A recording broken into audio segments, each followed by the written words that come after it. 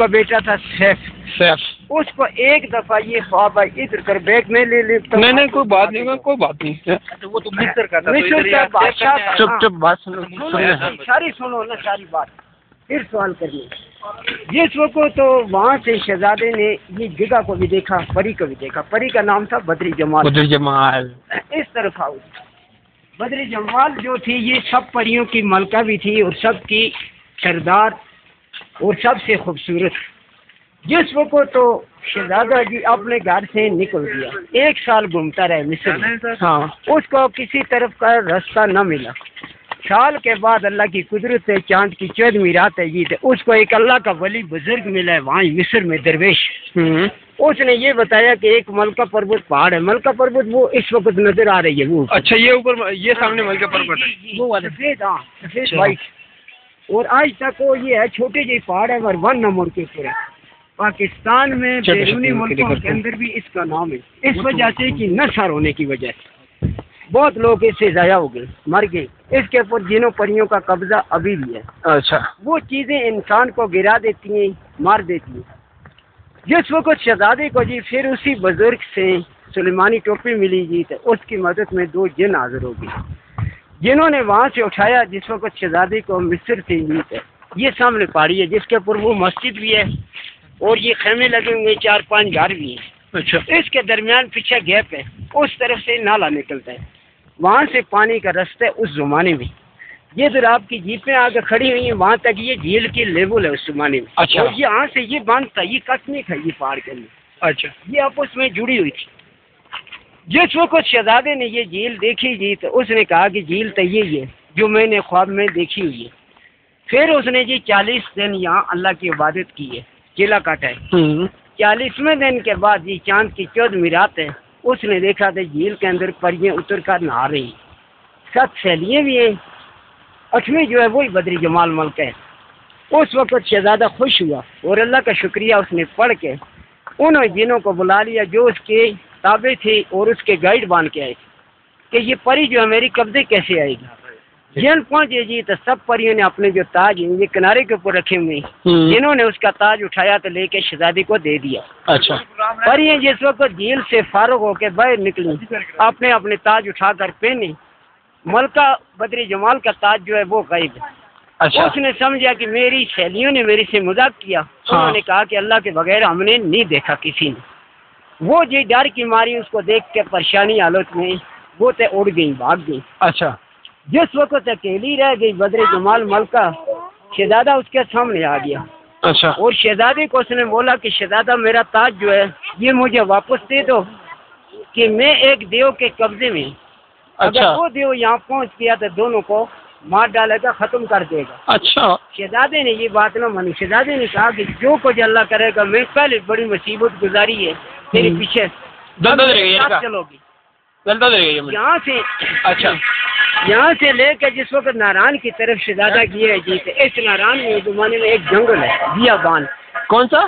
بیابان ناران میں. اچھا، کوئی انسان نہیں تھا. شہزادے سے پہلے اللہ سے دعا مانگتے گئے، اللہ نے انہوں کی دعا کو قبول کر لیا کہ سچا زمانہ ہے، سچا وقت ہے.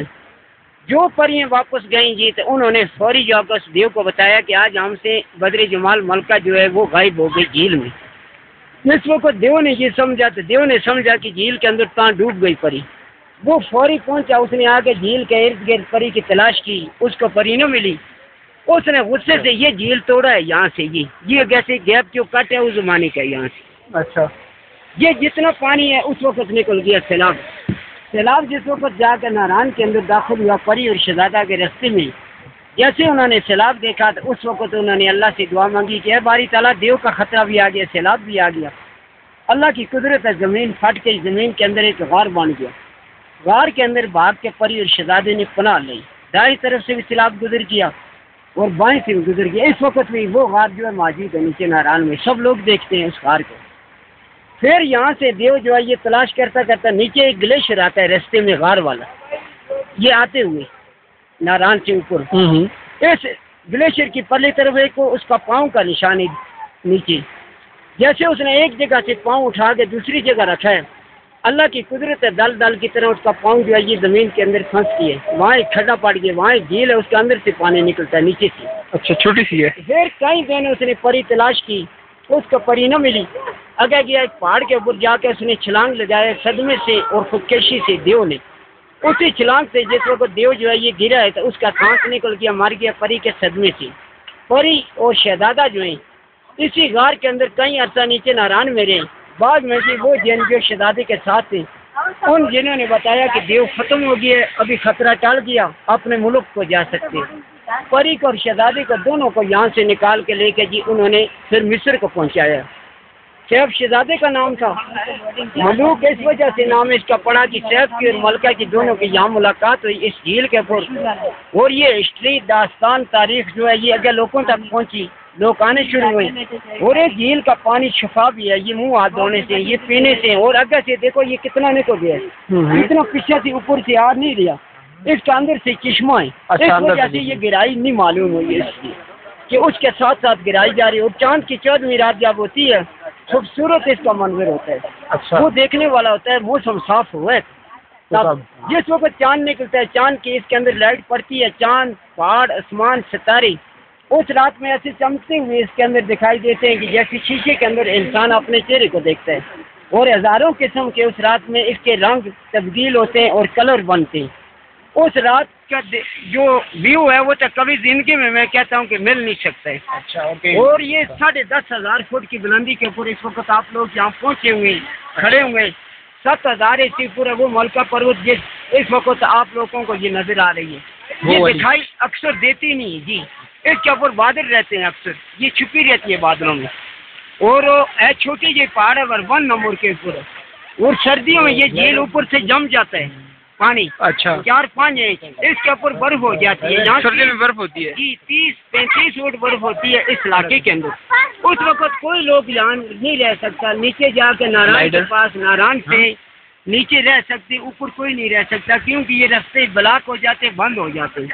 یہ کوئی اس کی معلومات اسٹوری داستان سیف الملوک کے بارے میں ابھی یہ مکمل ہو چکی ہے. اچھا مجھے میں نے سنا ہے نا وہ یہ سنا ہے کہ سیف الملوک جو سلیمان علیہ السلام کے نواسے تھے. ہاں بالکل تھے، یہ حضرت یوسف علیہ السلام کی شاخ میں تھے. اچھا جی. اور جو شہزادہ بیرام تھے وہ ان کے چچا کے بیٹے تھے جو چائنا پھر گئے. گہرائی کتنی ہے؟ گہرائی آج تک نہیں معلوم ہو سکی. بڑے سائنسدان ہیں، ایک اس کی گہرائی ناپنے کے لیے، ایک اس پہاڑ کو سر کرنے کے لیے بہت لوگ آئے، بس اس کو نہ ہو سکا آج تک. وہ چیزیں یہ نہیں ہو سکی اس کی ابھی تک. مطلب یہ بہت گہرا ہے. جی بہت گہرا ہے. یہ پہاڑی یہاں پہ جن دعا مانگو، حاجت مانگو، یہاں اللہ پاک قبول کرتے ہیں.